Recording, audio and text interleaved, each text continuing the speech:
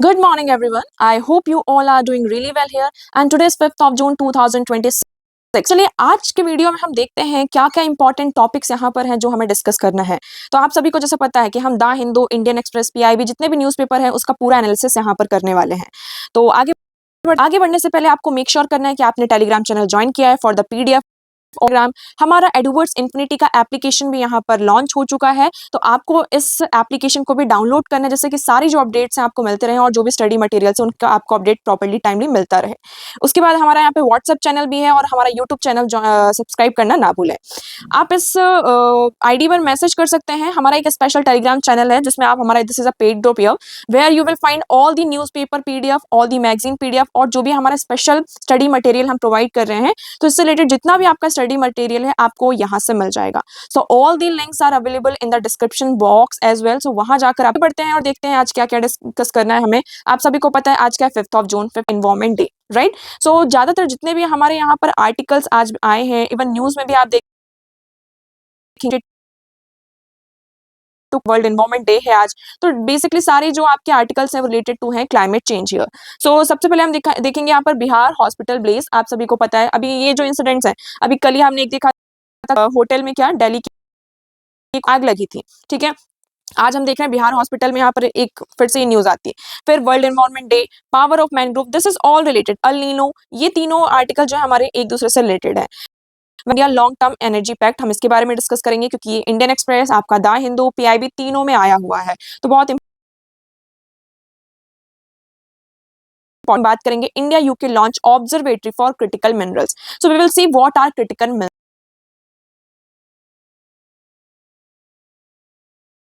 Share and Sanskrit शुभासितनम honouring sage Patanjali and the virtues of yoga. पर उन्होंने ये शेयर किया है किसके बारे में, जो हमारे सेज है पतंजलि, है ना। आप सभी को एक टास्क है, मैंने इसको इसीलिए इंक्लूड नहीं किया इसमें पतंजलि के बारे में, और इससे क्वेश्चन आते हैं तो ये जो पतंजलि है इसके बारे में आपको क्या पता है ना। ये जो सेज पतंजलि है इनके बारे में आपको क्या क्या चीजें पता है, आप कमेंट सेक्शन में कमेंट करके बताएंगे। This is your homework for today. Okay, 5 killed several injured in Bihar hospital blaze. तो यहाँ पर अभी जो आईसीयू था वहां पर आग के, ये प्राइवेट हॉस्पिटल ही था जिसकी वजह से यहाँ पर लोगों को बहुत ही ज्यादा तकलीफ होती है। तो स्टेट 5 मेंबर का एक पैनल बनाया है कि जो ये इंसिडेंट हुआ है उसका मतलब कि क्या रीजन है उसके पीछे, ठीक है। और उसके साथ साथ 4 लाख रुपीस का यहाँ पर अनाउंसमेंट किया है कि हर एक विक्टिम को जाएगा। लेकिन क्या ये 4 लाख रुपीस प्रोवाइड करना, ये जो कंपनसेशन दिया जाता है, सारी चीजें, इज इट एक होटल में, दिल्ली के एक होटल में आग लगी थी। तो ये सारी चीजें क्या है, ये सारी चीजें आपका मिसमैनेजमेंट है ना। हम जो अर्बनाइजेशन की तरफ मूव कर रहे हैं, लेकिन एक जो प्रोटोकॉल्स होते हैं किसी भी बिल्डिंग को, किसी भी होटल को बनाने के लिए, क्या हम वो सारे प्रोटोकॉल्स को फॉलो करते हैं यहाँ पर या नहीं करते। तो ये सारी चीजें इससे रिलेटेड हो जाती है। चलिए नेक्स्ट हम बात करते हैं funding India's climate future $1 trillion question. ये आपका आर्टिकल देखिए द हिंदू में भी है। सेम आर्टिकल तो नहीं कहेंगे लेकिन आपका मोस्टली दोनों आर्टिकल सेम है। This world environment day, let's broaden the conservation. हम कंजर्वेशन को कैसे ब्रॉड कर सकते हैं। अब देखो, आप सभी को पता है कि यहाँ पर हम किसकी बात कर रहे हैं, क्लाइमेट चेंज। मैं बहुत ही शॉर्ट में और ब्रीफ में आपको बताऊंगी climate change. Okay, climate change का मेन रीजन आप सभी को पता है क्या है। यहाँ पर जो ग्रीन हाउस गैसेस का एमिशन है, हमारे अर्थ का जो टेम्परेचर है ना, टेम्परेचर वो कंटिन्यूसली क्या हो रहा है, हाई हो रहा है। अब टेम्परेचर क्यों हाई हो रहा है, इसका रीजन क्या है, ग्रीन हाउस गैस का इफेक्ट होना यहाँ पर, है ना। ये जो टेम्परेचर हाई हो रहा है इसका रीजन क्या है, सबसे पहले तो आ जाता है पॉल्यूशन, जो इंडस्ट्रियल पॉल्यूशन है उसकी वजह से हो रहा है। और बताइए और क्या रीजन है इसके, है ना। डिफॉरेस्टेशन की वजह से यहाँ पर हो रहा है ये सारी चीजें। हम इतना ज्यादा पोल्यूशन कर रहे हैं, हम जो व्हीकल्स निकल, मेनली यहाँ पे व्हीकल और कार्बन डाइऑक्साइड, ये डिफॉरेस्टेशन यहाँ पर आ जाता है। अब इसके लिए हम सॉल्यूशन क्या लेकर आए हैं कि अगर हमने अर्थ का टेम्परेचर ऑलरेडी 1.1 डिग्री सेल्सियस पहुंच चुका है, विच इज वेरी वार्निंग, ठीक है। यहाँ पर एक वार्निंग, हमारे पास रेड अलार्म हमारा यहाँ पर बज चुका है, फिर भी हम अभी अपने सेंसस में नहीं आ रहे हैं। उसके बाद अगर हम बात करेंगे कि क्लाइमेट चेंज को टैकल करने के लिए हम क्या क्या चीजें कर रहे हैं, हमने यहाँ पर बात की क्या, किसकी, कि हम क्लीन एनर्जी की तरफ मूव करेंगे। क्लीन एनर्जी, ठीक है। अभी क्लीन एनर्जी में क्या है कि हम सोलर पैनल का यूज़ कर रहे हैं, हाइड्रो पावर प्लांट्स का यूज़ कर रहे हैं, है ना? और जो हम कोल वगैरह ये सब यूज़ करते थे, इसके प्लेस पर अब हम क्या यूज़ करना चाहते हैं, विंड पावर, विंड्स, इन सारी चीज़ों को यूज़ करना चाहते हैं। लेकिन अब हम जिसकी तरफ मूव कर रहे हैं, जो हमारा एक प्रॉब्लम कहाँ आ रहा है यहाँ पर, एक फाइनेंशियल गैप दिखने को मिल रहा है। क्या? हमारा टारगेट क्या है इंडिया की, अगर हम सिर्फ बात करते हैं कि हमने ये टारगेट लिया है कि 2070 तक इंडिया क्या होगा, एक क्लीन एनर्जी की तरफ हम मूव कर रहे हैं, ठीक है। दिस इज आवर टारगेट कि हमें 2070 तक हमें पूरा क्लीन एनर्जी मूव करना है, ओके। लेकिन जो हम ये डीकार्बोनाइजेशन की बात कर रहे हैं, डीकार्बोनाइजेशन, सो इसमें बेसिकली 4 सेक्टर्स आपके मेजर सेक्टर आ जाते हैं। कौन कौन से? आपका एक स्टील सेक्टर, जहां से सबसे ज्यादा कार्बन का एमिशन होता है, cement, power and road transportation, है ना, जिसमें हम व्हीकल्स की बात कर रहे हैं। ये सारे क्या करते हैं, सबसे ज्यादा इंडिया का जो हाफ ऑफ द कार्बन का एमिशन होता है ना, more than half of the carbon का जो एमिशन होता है, वो यहाँ से हो रहा है, ठीक है। अब देखते हैं हम अपना टारगेट कितना अचीव कर पाए। अच्छा, ये मैंने जो 2070 बोला है, करेक्ट बोला है या फिर इनकरेक्ट, आप लोग बताएंगे कमेंट सेक्शन में, क्योंकि मुझे पता है कि मैंने क्या गलती की है यहाँ पर। तो कमेंट सेक्शन में कमेंट करके आप लोगों को बताना है कि हमारा टारगेट क्या है, कि हमें कब तक ये अचीव करना है। सो अभी यहाँ पर कह रहे हैं कि इंडिया को अभी कितना 162.5 ट्रिलियन डॉलर की रुपीज की नीड है, तभी हम क्या कर पाएंगे। ये 2070 नहीं है, 2030 है। 2030 तक का जो हमारा टारगेट है, उसे हम क्या कर पाएंगे, अभी अचीव कर पाएंगे। और 2070 तक हमारा नेट जीरो एमिशन का टारगेट है। I was right, I was wrong here. So 2070 तक हमारा नेट जीरो का टारगेट है, ठीक है। तो अभी लेकिन हम 2030 तक की बात करें तो 2030 तक भी हमें क्या करने की नीड है, हमें 162.5 ट्रिलियन रुपीस की यहाँ पर नीड है, तभी हम क्या कर पाएंगे, ये जो हम क्लाइमेट फ्यूचर की तरफ आगे मूव कर रहे हैं, है ना, तो उसको हम अचीव कर पाएंगे। बाकी इसमें और कुछ भी नहीं है, इसमें सारी चीजें ये बताया गया कि India climate financial challenge that receive almost no attention. यहाँ पर जो चैलेंज हम फेस कर रहे हैं उसका कोई भी अटेंशन नहीं मिल रहा है, ठीक है। और जैसे कि कुछ हमारे जो विलेजेस हैं, coastal village like Odisha, drought prone proving Vidarbha, spring reservation in Himalayas, हमने ये सारे स्टेट लेवल पर यहाँ पर हम अच्छा काम कर रहे हैं, फिर भी वहां पर उनको इतनी जो फंडिंग है, स्टेट लेवल पर जो स्टेट्स है वो काफी अच्छा काम कर रहे हैं, फिर भी उनको इतनी फंडिंग नहीं मिल पा रही है। तो ये सारी चीजें इसमें आ जाती हैं।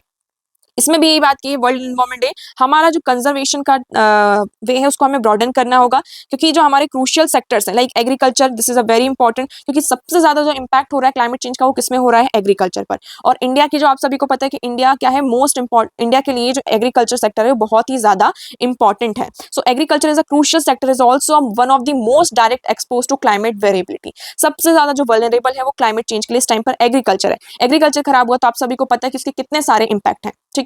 आई होप ये आपको यहाँ पर क्लियर होगा। सो ये अभी अर्जेंसी है कि हमें क्लाइमेट एक्शन को किस तरीके से हम रिड्यूस कर सकते हैं, ठीक है। चलिए आगे बढ़ते हैं। So now we will discuss power of mangroves over sea walls, ठीक है। हम वर्ल्ड एनवायरनमेंट डे है आज। अब हम देखेंगे यहाँ पर क्या पावर ऑफ मैनग्रोव, मैनग्रोव इतने ज्यादा पावरफुल है कि हमें सी वॉल्स की नीड ही नहीं। आप सभी को पता है जैसे साइक्लोन्स आते हैं, है ना, सी है हमारा, साइक्लोन आया, इसकी वजह से कितना ज्यादा नुकसान होता है ना, बहुत ही ज्यादा नुकसान होता है, स्पेशली दो कोस्टल एरियाज में, कोस्टल एरियाज में ज्यादा होता है। सो अभी यहाँ पर बेसिकली आप देखोगे कि व्हेन साइक्लोन दाना, यहाँ पर जब साइक्लोन दाना आया था कहाँ, भीतरकनिका उड़ीसा के कोस्ट में, लेकिन वहां पर ये जो बिलियंस ऑफ रुपीज का हमने यूज करके कोस्टल इंफ्रास्ट्रक्चर में हमने जितना ये स्ट्रगल करने के बजाय हमने मैनग्रोव्स का वहां पर यूज किया, इसकी वजह से इसका जो साइक्लोन दाना का इम्पैक्ट बहुत ही ज्यादा कम था। मतलब कि इसका जो इम्पैक्ट जितना होना चाहिए एक साइक्लोन का, उससे बहुत ही ज्यादा आपको कम देखने को मिला है। सो आप देख सकते हैं when cyclone Dana made landfall near Bhitarkanika on Orissa's coast, the region's mangrove quietly provided a form of protection. ये मैनग्रोव रीजन था, यहाँ पर मैनग्रोव को उड़ीसा का ही यहाँ पर अभी हमने डिस्कस किया है, ये उड़ीसा ने यहाँ पर मैनग्रोव्स को ग्रो किया, सारी चीजें की। तो जो हम एक कोस्टल इंफ्रास्ट्रक्चर को है ना क्लाइमेट इम्पैक्ट से रिड्यूस करने के लिए जो हम एक कोस्टल इंफ्रास्ट्रक्चर रेडी करते हैं, लेकिन इन मैनग्रोव्स ने क्या किया है, उससे ज्यादा प्रोटेक्शन हमें यहाँ पर प्रोवाइड किया है दिस साइक्लोन से। और ये सिर्फ एक एग्जाम्पल नहीं है, ऐसे हमारे पास मल्टीपल एग्जाम्पल्स हैं।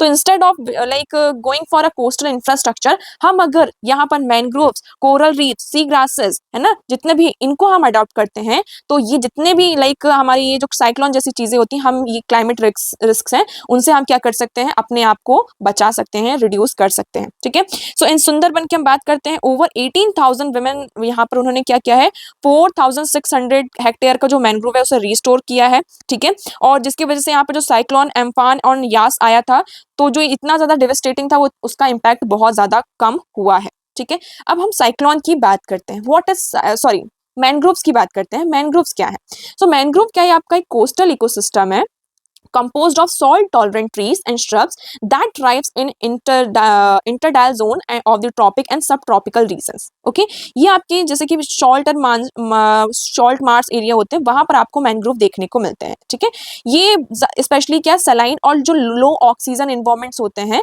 स्लो मूविंग वाटर, जैसे कि आपने देखा होगा कि ये हमारा सी और ओशन है ना, तो जैसे कि लाइक और ये लैंड है, तो ये जहाँ पर लैंड और सी मिक्स होता है तो थोड़ा सा यहाँ पर जो रीजन होता है लो ऑक्सीजन होता है और सलाइन वाटर भी यहाँ पर होता है. वाटर भी यहाँ पर स्लो मूव करता है.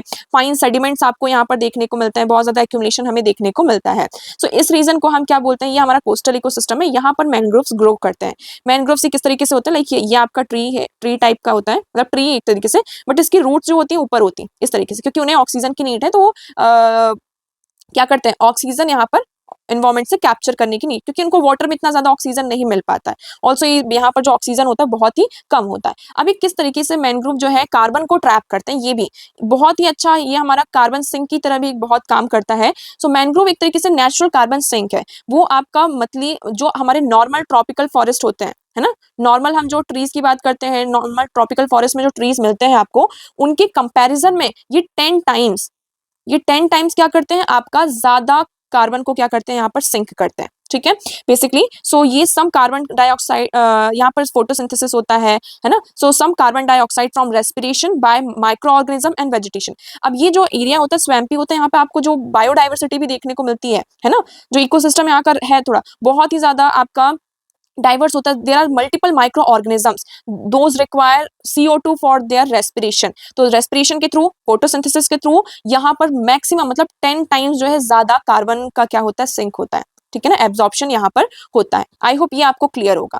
फाइन, अब हम मैंग्रोव ट्रीज की बात करते हैं. हमारे पास रेड मैंग्रोव, ग्रे मैंग्रोव और रिजोफोरा मैंग्रोव यहाँ पर देखने को मिलता है. चलिए अब देखो मैंग्रोव किस तरीके से यहाँ पे बेनिफिट प्रोवाइड करते हैं. ये बायोडाइवर्सिटी हॉटस्पॉट की तरह भी काम करते हैं. यहाँ पर आपको इनक्रेडिबल एरो ऑफ स्पीशीज देखने को मिलेगी. And this is also a habitat of like multiple organism like fish, shark, rays, sea turtle. 80% of आपकी जो ग्लोबल की जो फिशेस है यहीं से कैप्चर की जाती है. लाइवलीहुड, जो फिशर कम्युनिटीज है उनका ये लाइवलीहुड होता है. वाटर को भी यहाँ पर फिल्टर होता है. जो आपके मैंग्रोव्स होते हैं वो सी वाटर की जो क्वालिटी होती है उसको मेंटेन करके रखते हैं. सेडिमेंट्स को फ्लो होने से रोकते हैं. तो वहाँ पर सेडिमेंट आपका ट्रैप होता है, पॉल्यूटेंट्स आपके सारे ट्रैप हो जाते हैं. बिकॉज उसकी वजह से क्या होता है, आपके जो कोरल रीफ्स हैं, सी ग्रास का जो बेड है ना, वो उसको प्रोटेक्ट करते हैं. ये लैंड मास भी बिल्ड करते हैं, क्लाइमेट चेंज से फाइट करते हैं. सो मैंग्रोव यहाँ पर एक्सट्रैक्ट करते हैं कार्बन एंड हायर रेट. अगर हम देखें तो ये 5 टाइम जो है हमने देखा कि वो 10 टाइम ज्यादा कार्बन को यहाँ पर सिंक करता है. ठीक है, इकोनॉमी के लिए भी हमारा ये जो मैंग्रोव है बहुत ही ज्यादा, लाइक आपका जब हरिकेन आते हैं, साइक्लोन्स आते हैं, तो ये इससे प्रोटेक्ट करते हैं. अब उससे प्रोटेक्ट करते हैं तो हमारा जो पूरा इंफ्रास्ट्रक्चर है वो प्रोटेक्ट होता है ना. तो ये जो टूरिज्म सेक्टर है, फिशरी सेक्टर है, यहाँ पर भी हमें बेनिफिट्स प्रोवाइड करते हैं. ठीक है, अब थ्रेट्स क्या है मैंग्रोव को, ये हम देखते हैं. नेचुरल डिजास्टर लाइक सुनामी, हाँ ये थ्रेट है. जितना ये हमें प्रोटेक्ट करते हैं, देखो प्रोटेक्ट कर रहे हैं तो कहीं ना कहीं उनको भी तो लॉस होगा. तो इस तरीके से वो यहाँ पर थोड़ा सा ये मेजर थ्रेट है. क्लाइमेट चेंज, सी लेवल यहाँ पर राइज हो रहा है, टेम्परेचर ज्यादा यहाँ पर राइज हो रहा है ना, वाटर ज्यादा गर्म हो रहा है. बिकॉज ऑफ दैट यहाँ पर जो मैंग्रोव है उनको एक जो कंडीशन मिलनी चाहिए वो नहीं मिल पा रही. डिफॉरेस्टेशन यहाँ पर हो रहा है, एक्वाकल्चर है ना, कंस्ट्रक्शन ऑफ जैसे कोस्टल फार्म्स हम बना रहे हैं लाइक श्रिम्प फार्म, ये क्या होता है मैंग्रोव ट्रीज को ये डैमेज करता है. कोस्टल डेवलपमेंट, अब जो कोस्टल एरियाज है वहां पर मैंग्रोव्स के प्लेस पर हम डेवलपमेंट घर बना रहे हैं, वहां पर रह रहे हैं, तो ये क्या करता है पूरी तरीके से जो आपका जो मैंग्रोव है उसे डिस्ट्रॉय करता है. और पॉल्यूशन इज द, आपको पता ही कि किस तरीके से जो पॉइजन कर रहा है हमारा पॉल्यूशन. क्लियर, चलिए अब आप लोगों के लिए एक क्वेश्चन है यहाँ पर 2015 में आपसे ये मैंग्रोव से रिलेटेड ही क्वेश्चन यहाँ पर पूछा गया है. आप लोगों को कमेंट सेक्शन में आंसर करना है. Which one of the following region of India has a combination of mangrove forest, evergreen forest and deciduous forest. 2015 का क्वेश्चन है. You guys have to answer in the comment. Mains का भी हमारा 2019 में question आ चुका है. Discuss the causes of depletion of mangrove and explain their importance in the maintaining coastal ecology. आप लोगों को ये आंसर करना है. ठीक है, चलिए आगे बढ़ते हैं. और हमारा जो नेक्स्ट टॉपिक है वो है when El Nino becomes an economic crisis. अब अल नीनो किस तरीके से हमारे लिए एक इकोनॉमिक क्राइसिस बन रहा है, तो इसको आर्टिकल को पढ़ने से पहले हमें समझना होगा अल नीनो क्या होता है. ठीक है, नॉर्मल ईयर की हम बात करते हैं. जब हमारा अल नीनो ईयर नहीं होता है, नॉर्मल ईयर होता है, तो उस टाइम पे कंडीशन क्या होती है. ठीक है, अब आप इस पिक्चर को बहुत ही ध्यान से देखेंगे. हम नॉर्मल ईयर की बात कर रहे हैं. ये है हमारा साउथ अमेरिका. ठीक है, साउथ अमेरिका है. This is your Pacific Ocean. ये इक्वेटोरियल जोन है, ये हमारा इक्वेटर है. ठीक है, and this is why this is known as equatorial region. अब यहाँ से क्या होता है, जो ट्रेड विंड्स हैं आपकी, मैं इसको रेड कलर का भी बना रही हूँ, ये जो ट्रेड विंड्स है ये फ्लो करती है कहाँ, एशिया की तरफ, ठीक है, एशिया की तरफ फ्लो करती हैं। और ये जो आपका ट्रेड विंड है, ठीक है, जिसकी वजह से यहाँ पर क्या होता है, एशिया साइड में लो प्रेशर एरिया, कौन सा, लो प्रेशर जो जोन है था वो क्रिएट हो जाता है, क्योंकि वार्म वाटर जो पूरा है यहाँ पर आपका एशिया साइड में चला जाता है, जिससे यहाँ पर लो प्रेशर जोन क्रिएट होता है। Because of that low pressure zone India में क्या होती है, इंडिया में और जितना भी आपका ये एशिया साइड है यहाँ पर मानसून होता है। क्या होता है आपका, मानसून होता है। ये हम नॉर्मल ईयर की बात करें, बट अगर अल नीनो ईयर यहाँ पर आ जाता है तो उस केस में क्या होता है, ट्रेड विंड आपकी वीक हो जाती है। क्या हो जाती है यहाँ पे, ट्रेड विंड्स हमारी वीक हो जाती हैं। बिकॉज ऑफ दैट जो वार्म वाटर होता है वो साउथ एशिया के साइड पर ही कलेक्ट होने लगता है, मतलब वो आगे एशिया की तरफ मूव ही नहीं करता है ना, वो कहाँ कलेक्ट होता है, आपका साउथ एशिया के पास ही यहाँ पर कलेक्ट हो जाता है पूरा, जिसकी वजह से यहाँ पर जो लो प्रेशर जोन बनना चाहिए वो नहीं बनता है। एंड इसकी वजह से मानसून में भी हम देखते हैं ना, कभी कभी कहते हैं कि बारिश का सीजन है बट बारिश नहीं हो रही है। बिकॉज ऑफ दैट इंडिया में और इन रीजन्स में क्या होता है, आपका बारिश नहीं होती, मानसून नहीं आता, मानसून में भी बारिश नहीं होती। So this is your El Nino effect. I hope ये आपको अल नीनो क्लियर होगा। So El Nino is a warm phase of El Nino southern oscillation marked by abnormal warming. ठीक है, ये कैसे बनता है, ट्रेड विंड जब वीक हो जाती है along the equator, allowing warm water surface to shifted eastward from the west Pacific towards the South America, ये इस तरफ ही शिफ्ट होने लगता है आपका। क्लियर, सो इस तरीके से आपका अल नीनो। अब इसका इम्पैक्ट क्या क्या है, अल नीनो का जो वेदर है उसका इम्पैक्ट बात करते हैं। इससे क्या रेनफॉल इंक्रीज होता है, हाँ कुछ रीजन में होता है, लेकिन जहां होना चाहिए वहां नहीं होता है। ठीक है, आपका एशिया साइड में अगर हम देखेंगे, इंडियन रीजन है हमारा, एशियन रीजन है, वहां पर एग्रीकल्चर डिस्ट्रप्शन, क्योंकि क्रॉप की ईल्ड पर अफेक्ट होता है, बारिश नहीं हो रही प्रॉपर्ली। और इंडिया जैसे रीजन का आपको पता ही है, इंडिया जैसी कंट्रीज मोस्टली जो डिपेंडेंट होती हैं किस पर डिपेंड होती हैं, आपका एग्रीकल्चर पर डिपेंड होती हैं। बारिश नहीं हो रही है तो इरिगेशन का कॉस्ट बहुत ज्यादा आता है यहाँ पर। ठीक है, इकोनॉमिक इंस्टेबिलिटी भी आपको देखने को मिलती है, सीवियर ड्रॉट हमें फेस करना पड़ता है, और वाटर सप्लाई का भी इशू होता है, क्योंकि सारी चीजें हमारे वाटर पर ही एक तरीके से डिपेंडेंट है कि मानसून आएगा तो जितने भी वाटर रिजर्वर्स हैं वो फिल होंगे। तो ये सारे इंपैक्ट आपको अल नीनो की वजह से देखने को मिलते हैं। ठीक है, इकोनॉमिक क्राइसिस होती ऑब्वियसली होती है फ्रिक्वेंटली क्लाइमेट चेंज की वजह से। अब जो अल नीनो का इम्पैक्ट है वो फ्रिक्वेंटली यहाँ पर हमें फेस करना पड़ रहा है। इससे ग्लोबल चेन सप्लाई में भी डिस्ट्रप्शन होता है, क्योंकि कुछ रीजंस में हमने देखा कि ड्रॉट है, सारी चीजें हैं, इसकी वजह से ग्लोबल सप्लाई में भी डिस्ट्रक्शन होता है। पॉलिसी रिस्पॉन्स, ठीक है, अब इसके लिए यहाँ पर फाइनेंशियल रिसोर्सेज को मैनेज करने के लिए हमें पॉलिसी रिस्पॉन्स जो इनिशिएटिव्स हैं, एक्शन लेने पड़ते हैं। क्लियर, तो ये था हमारा क्या, El Nino. I hope this one is clear. Next move करते हैं। So next was India UK launches observatory for critical minerals. Okay, so what are critical minerals. So critical minerals क्या होते हैं आपको बहुत ही ध्यान से समझना है। ऐसे मिनरल्स, उसके नाम से ही आपको समझ में आ रहा है कि ये मिनरल्स क्या क्रिटिकल है। क्रिटिकल इन द सेंस कि इसकी हमें नीड है, बहुत ही ज्यादा क्रिटिकल है, हर एक जगह हमें इसका यूज है। अब ये क्रिटिकल क्यों, मतलब मिनरल्स है लेकिन ये क्रिटिकल क्यों है, हम इसको क्रिटिकल क्यों बोल रहे हैं, ये आपको समझना होगा। तो दो चीजें यहाँ पर आ जाती हैं, सारी कंट्रीज में सारे मिनरल्स अवेलेबल नहीं होते हैं। ठीक है, किसी कंट्री में कुछ मिनरल्स अवेलेबल है, किसी कंट्री में कुछ मिनरल्स अवेलेबल है, लेकिन हमें उन मिनरल्स की नीड है। तो उसकी इकोनॉमिक इंपॉर्टेंस बहुत ज्यादा होती है। क्या है आपकी इकोनॉमिक इंपॉर्टेंस है, बट उसका सप्लाई रिस्क भी है, जिसकी वजह से वो जो मिनरल हो जाता है कैसा हो जाता है, हमारा क्रिटिकल हो जाता है ना। तो इकोनॉमिक इंपॉर्टेंस लाइक आपका डिस्ट्रप्शन पोटेंशियल, जो उसकी सस्टेनेबिलिटी है, हम सारी चीजें देखते हैं। अब फॉर एग्जांपल हमें किसी लिथियम की हम बात करते हैं, ठीक है, लिथियम का यूज कहाँ, तो हम बैटरीज बनाने में यूज करते हैं। लिथियम हम कहाँ से यहाँ पर इम्पोर्ट करते हैं, बेसिकली चाइना से और ऐसी कंट्रीज से हम लिथियम इम्पोर्ट करते हैं। लेकिन अगर चाइना ये बोले कि नहीं अब हम क्या करेंगे, लिथियम को एक्सपोर्ट ही नहीं करेंगे, इंडिया के साथ हम ट्रेड नहीं कर रहे हैं लिथियम का, तो ये हमारे लिए ये क्या बना रहा है, इस मिनरल को हमारे लिए क्रिटिकल बना रहा है, क्योंकि हमें इस मिनरल की नीड है। सो दैट्स हाउ ये क्रिटिकल मिनरल। चाइना के पास यहाँ पर अबंडेंस ऑफ मिनरल्स हैं, और ज्यादातर मोस्टली जितने भी मिनरल्स हैं वो चाइना ही यहाँ पर क्या करता है, एक्सपोर्ट करता है। तो इंडिया की बात करते हैं, इंडिया में यहाँ पर हमारे पास 30 क्रिटिकल मिनरल्स हैं। This is very important, exam में पूछा जा चुका है। सो एंड ये आपकी क्रिटिकल मिनरल्स की नेम है जो हमारे लिए क्रिटिकल है। दो इंडिया में भी लिथियम आयन के रिजर्व्स पाए गए, लेकिन अभी जो मतलब यूज वाला फॉर्म है लिथियम का वो हमें नहीं मिला।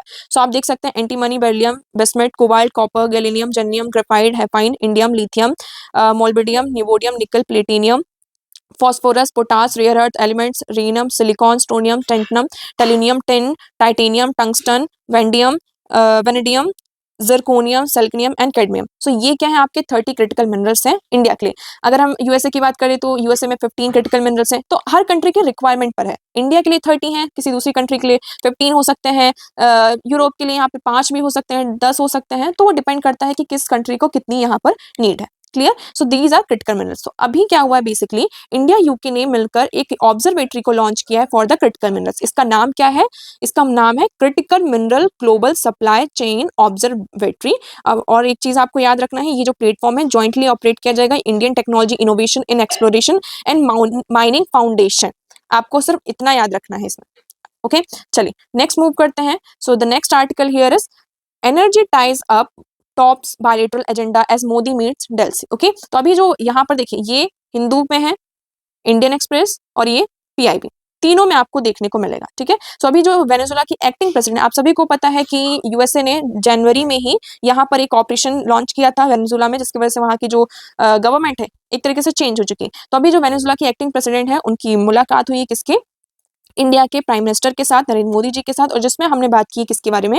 एनर्जी लॉन्ग टर्म पैक्ट की यहाँ पर बात की। ठीक है, so PM hold discussion with Venezuela's acting president and also expanding cooperation in critical minerals. इनके साथ भी critical minerals, technology, agriculture, health और जो ग्लोबल साउथ इंपॉर्टेंस सॉलिडिटी की हम बात करते हैं उस पर फोकस किया गया है। ओके नेक्स्ट मूव करते हैं। सो नेक्स्ट हमारा यहाँ पर आ जाता है, अगर हम देखते हैं आपके लिए, ex secretary general of Lok Sabha constitution experts dies at 97। Okay, so यहाँ पर हमारे जो वाइस प्रेसिडेंट ऑफ इंडिया हैं उनके द्वारा भी यहाँ पर डीपली कंसोल आपका देख सकते हैं। हमारे प्राइम मिनिस्टर नरेंद्र मोदी जी ने भी इसकी यहाँ पर बात की है। सो डीपली आप सभी को यहाँ पर बता दिया जाए कि जो सुभाष सी कश्यप कॉन्स्टिट्यूशनल एक्सपर्ट थे हमारे, ठीक है, और रिनाउंड ऑथर भी थे, आपके former secretary general of Lok Sabha भी रहे हैं। तो इनकी यहाँ पर कल 97 ईयर्स के यहाँ पर हो चुके थे, और 2026 लाइक 1929 से 2026 ये था इनका लाइक टाइम पीरियड आप कह सकते हैं। तो इनकी अभी यहाँ पर डेथ हुई है। Okay fine. सो देखिए आज के न्यूज़पेपर में इतने इंपॉर्टेंट आर्टिकल्स थे। आई होप आपको सारी चीजें क्लियर होंगी। For the PDF join the Telegram channel, all the links are available on the description box here, and that's for today. Thank you so much for the discussion.